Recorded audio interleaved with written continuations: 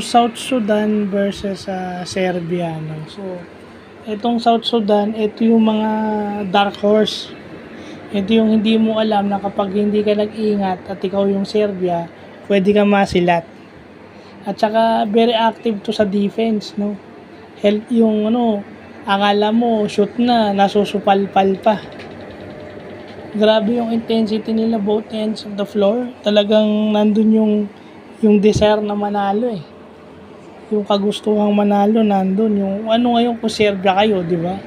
Isa kayo sa pinakamalakas na team dito, pero baka makasilat kami at pagbubutihan namin. Yun lang yung nasa mindset ng mga South Sudan players. Yung Jones, ay nako, dapat nasa NBA na yung Jones.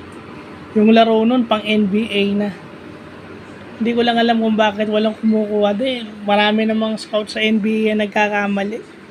At isa to sa na-overlook nila yung Jones. Yung point guard ng South Sudan. So, and usually, talaga namang dapat manalo Serbia dun eh. Kaso nakakainis lang tong One Sports, hindi tinatapos yung laro. Ay, yung final score hindi pinapakita. But definitely, alam mo naman yung score nila, 7. Nung bago na-cut yung video, 7 yung lamang ng 7 points na yung lamang ng Serbia over South Sudan. Dapat naman talaga manalo yung Serbia. Dahil maganda rin ang naman nilalaro ng Serbia, sumabay lang itong South Sudan.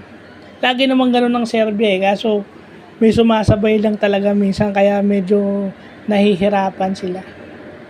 So, yun lang po.